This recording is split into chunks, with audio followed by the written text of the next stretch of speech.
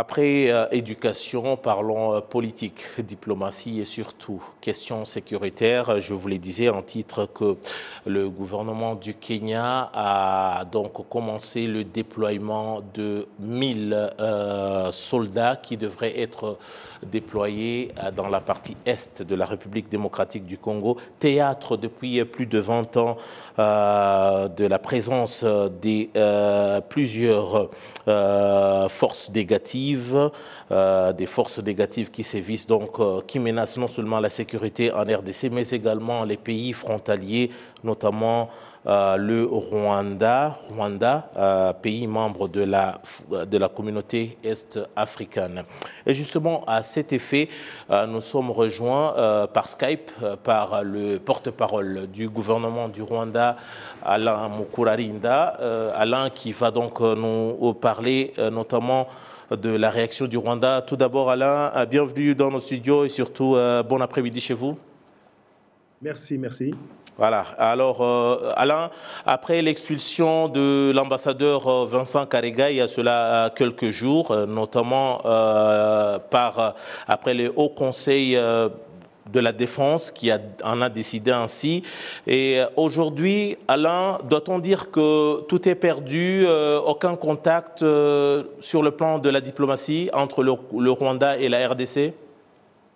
Non, non, non, non, non, on ne peut pas aller jusque-là aussi loin parce que aujourd'hui, les relations diplomatiques entre les deux pays n'ont pas été rompues.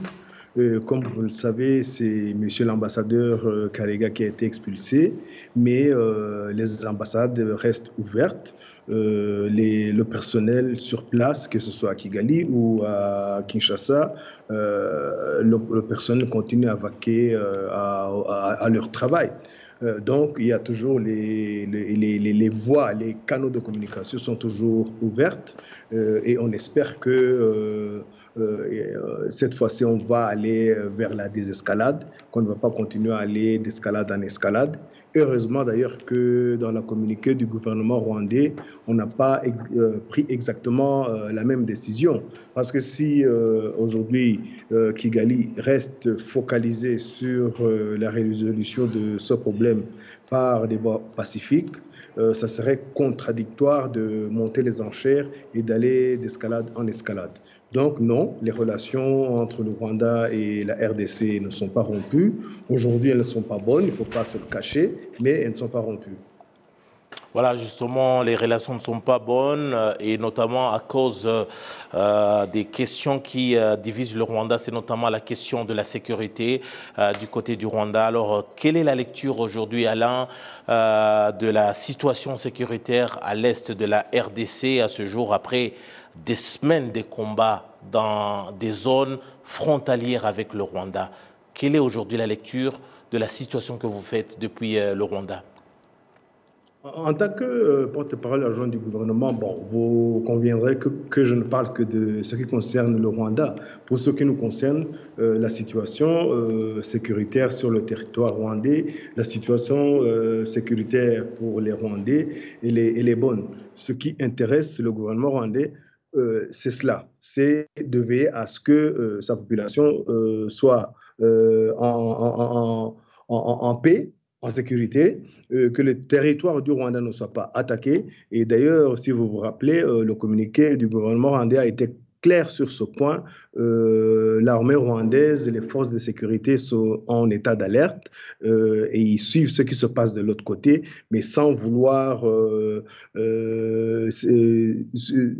intervenir ou parce que ce ne serait pas correct de traverser nos frontières sans aucune raison qui ferait en sorte que l'armée rwandaise ou les forces de sécurité dépassent la frontière. Donc, pour vous dire, pour revenir à votre question, la situation sécuritaire sur le territoire du Rwanda, elle est bonne et c'est sur toute l'étendue du territoire.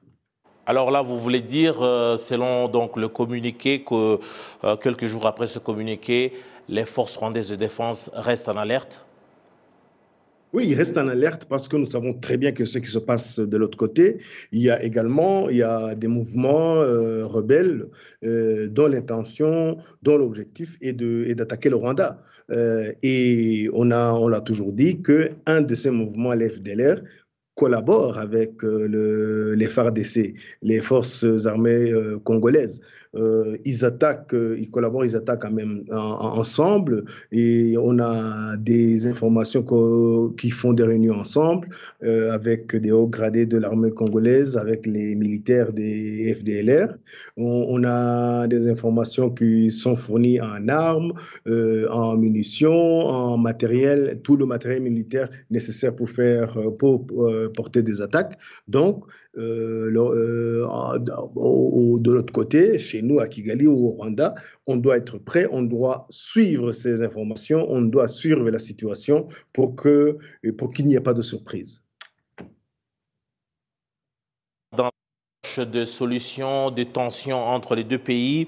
Il y a des cadres dans lesquels le dialogue se passe. Notamment, il y a le processus de Nairobi. Et dans ce cadre, aujourd'hui, le Kenya a commencé le déploiement d'environ 1000 soldats sur terrain dans la partie est de la RDC.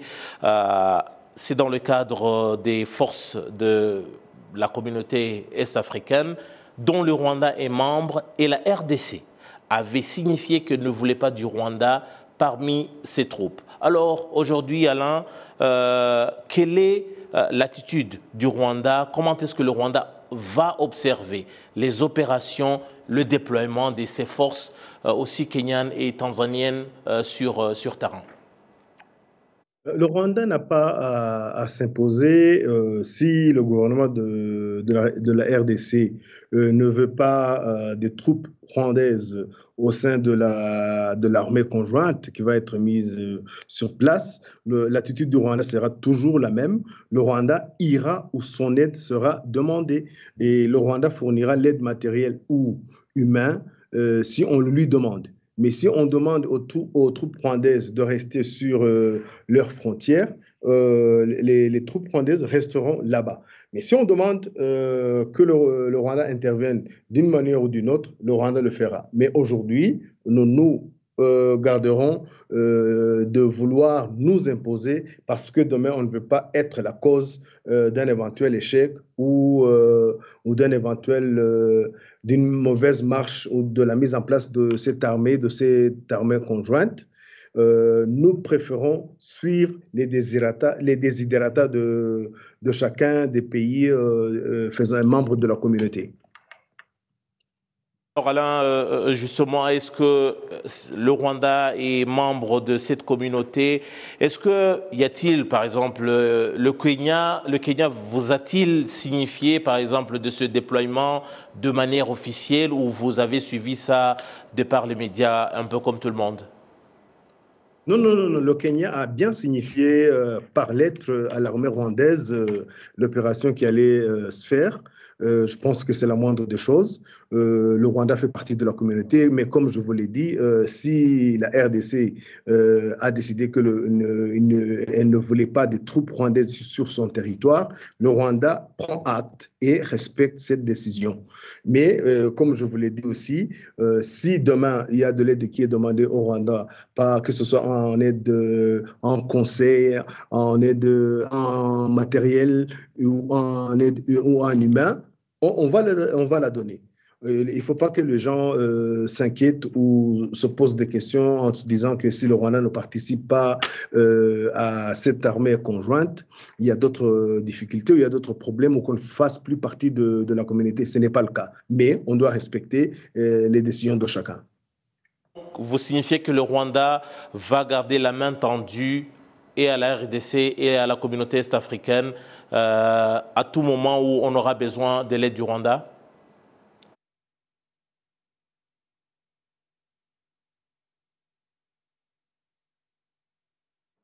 Je pense qu'on a perdu Alain Mukurarinda. Je ne sais pas s'il y a un petit souci du côté de la technique. Il est revenu. Il est revenu. Il est revenu. Alors Alain, vous m'entendez? Oui, je vous entends très bien. On vous a perdu. Alors, j'ai posé la question tout à l'heure de savoir, est-ce que le Rwanda garde la main tendue et à la RDC et à la communauté est-africaine à tout moment où l'aide du Rwanda sera demandée? Vous êtes prêt à apporter votre expertise à tout moment? Oui, le Rwanda garde la main tendue parce que de toute façon, depuis le début, ça a été son objectif. L'objectif du Rwanda est de vouloir participer à la solution qui serait définitive et durable aux problèmes qui se posent à l'est de la RDC, problème qui dure depuis plus de 20 ans. Donc, ce n'est pas aujourd'hui que le Rwanda va refuser de collaborer, alors que on a l'impression que maintenant que les décisions qui ont été prises, soit à Angola, soit à Nairobi, vont être mises en place. Ce n'est pas le moment du Rwanda de tourner le dos à la RDC et à la communauté en général. Alors, justement, vous évoquez l'Angola. Il y a toujours, on évoque, dans cette crise, on évoque le processus de Nairobi, on évoque également le processus de Luanda. Alain, le général Joao Masson, le général angolais, va bientôt commencer sa tâche d'examiner les accusations mutuelles entre le Rwanda et la RDC. Qui soutient qui déstabilise qui. J'aimerais savoir aujourd'hui comment s'apprête le Rwanda, par exemple, à travailler ou à collaborer avec ce général qui va justement observer l'attitude des uns des autres. Comme je viens de le dire, le Rwanda a choisi une voie de trouver une solution par la voie pacifique. Donc, ce n'est pas à lui de ne pas collaborer avec quiconque œuvre à la recherche d'une solution durable dans la région, à la recherche d'une solution durable, particulièrement pour l'Est de la RDC. Donc, le Rwanda fera tout ce qui est à son pouvoir pour collaborer, pour participer et aider, aider ce monsieur, ce général Joao Masson, qui va bientôt commencer son travail, à fournir toutes les informations utiles et nécessaires qui lui seront demandées. Alors, Alain Moukurarinda, en tout cas, merci beaucoup de vous d'avoir apporté ces éclairages et nous espérons que bientôt le vent va passer et surtout nous espérons que la paix va revenir dans la région. Merci beaucoup pour votre disponibilité. Je vous en prie.